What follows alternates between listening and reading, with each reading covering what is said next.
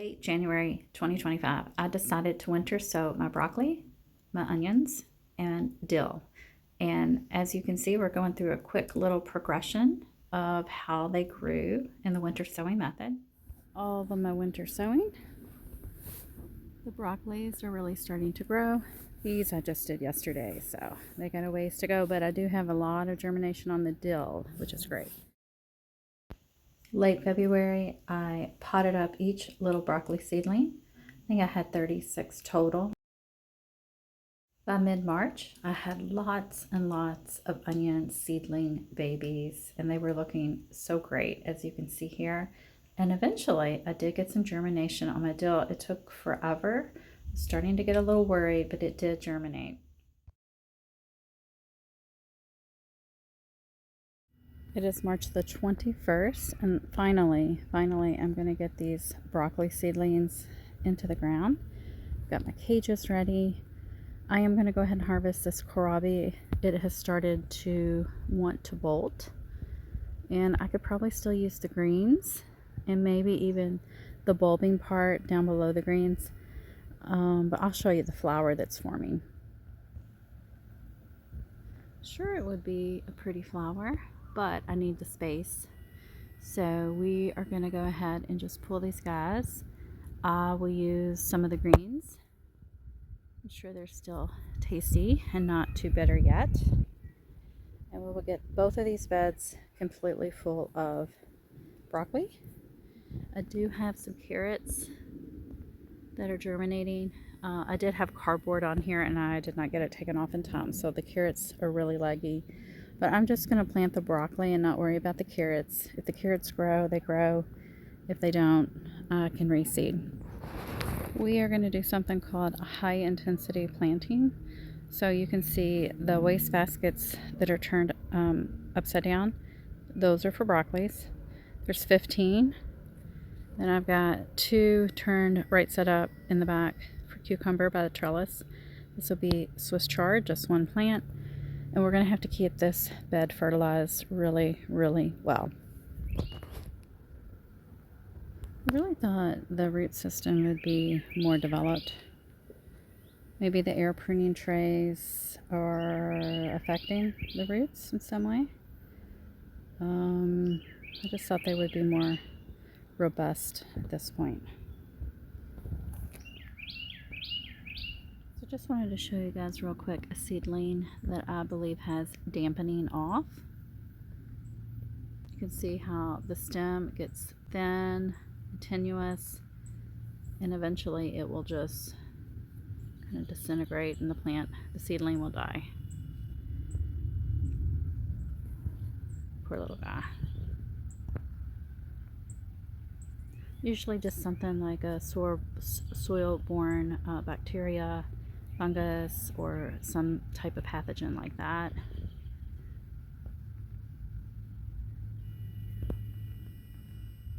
Alright, so they are all in the ground, or the raised bed. This is a smaller plant and also quicker to mature because it is smaller. So I'm going to sprinkle just a few of these purple carrots here and there because I know I've got some orange carrots already planted and germinating, but I probably disrupt quite a few, so we may not have as many as I thought. So I'm going to go ahead and put a few more, and that way I'll have purple and orange.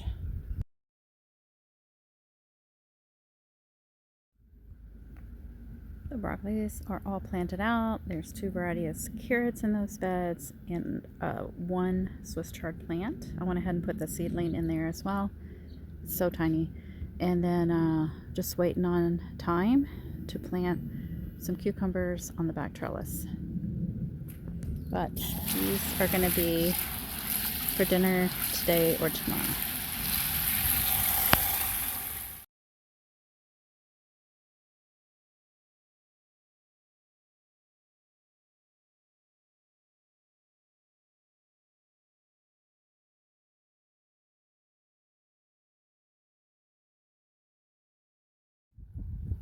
It is now April the 11th, and you can see my broccolis have grown.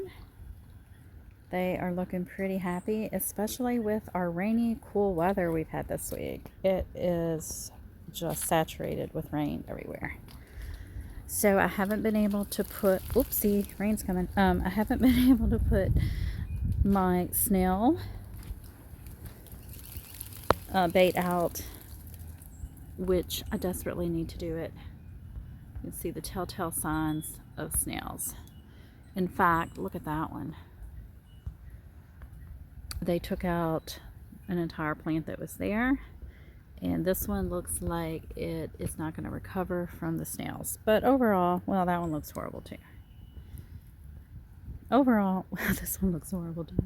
Look at that. Yeah, as soon as the rain stops, I'm going to put out the snail bait. These guys are looking better though and happier. I guess the snails like to hide out down in this section more. It is April the 11th. I still have not planted my winter sown dill. Look at that. It's huge. We're going to be planting it in chunks because it's not going to like to have its roots disturbed. So I'll probably just break that root ball into maybe, let's say, 6 sections and plant those out. And then my poor onions, I have fertilized twice and I have given them a haircut once. This is going to get done tonight or tomorrow morning for sure. Look at how big they're getting. They have got to get in the ground. Absolutely ASAP.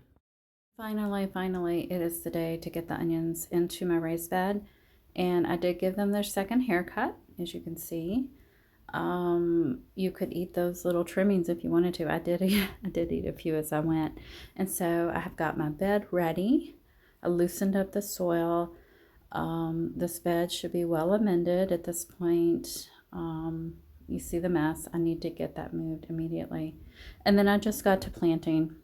I'm going to plant them really tight because I have limited space. You may want to plant your onions farther apart, but I'm hoping this works. I got 2 different varieties. Hopefully I'll keep them straight. It is the next evening and I think the onions look okay.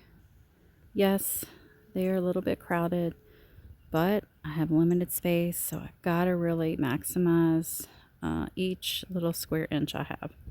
So onions, good, protected from squirrels. We got to take care of the dill, and then this video will conclude. So this was winter sown dill. It did phenomenal. I think what I'm going to do is plant, remember I'm going to divide this into chunks. We'll do a couple chunks here next to this cauliflower. There's cauliflower here. Dill is a good companion for brassicas. And I've got a ton of the broccoli.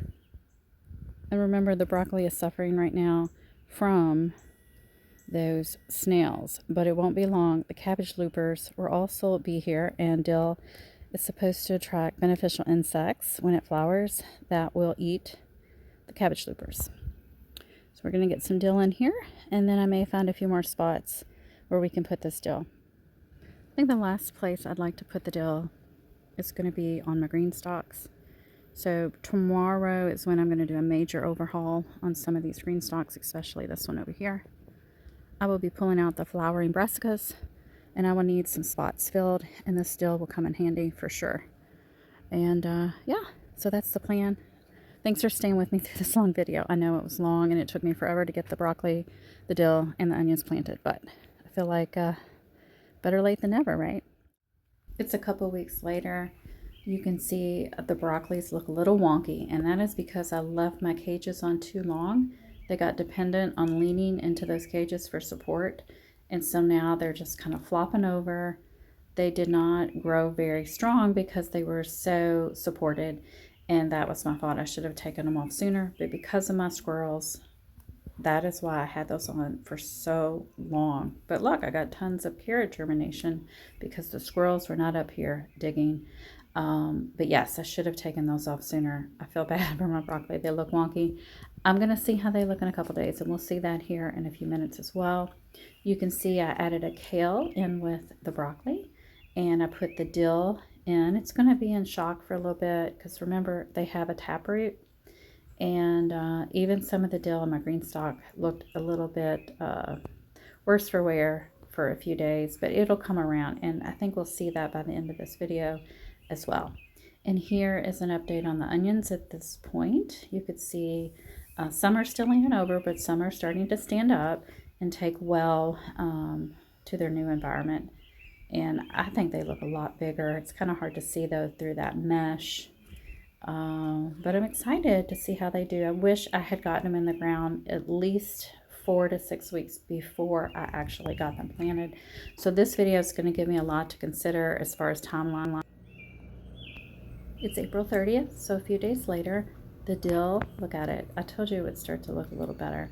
So because I planted in chunks, some of those that were in this mass chunk planting are not going to take to the transplant, and they'll die off, and you can just cut those off. But the majority did, and I think it looks good. And you can see even the broccoli looks better. Few days without the cages, just being in the wind and getting rain. Well, we didn't get rain, but I watered them a few different times, a couple different times. So they're strengthening up. Their stems are getting stronger, and hopefully they'll continue to grow as long as we can keep the cabbage loopers at bay, which I have used BT a couple times, and I've got my slug bait out. And of course, they do not come to eat the slug bait. They just want to eat my plants. My cucumbers in the back there are looking really well also. And now we're going to peek around the corner here at the onions. You can see they're really starting to put on some growth, getting really tall. I'm not going to cut them anymore. I only did the 2 haircuts before planting. And I'm anxious to see how well they do. One of the varieties is called Candy. I'm really anxious to try it. I hope it's going to be really, really great. All right, guys.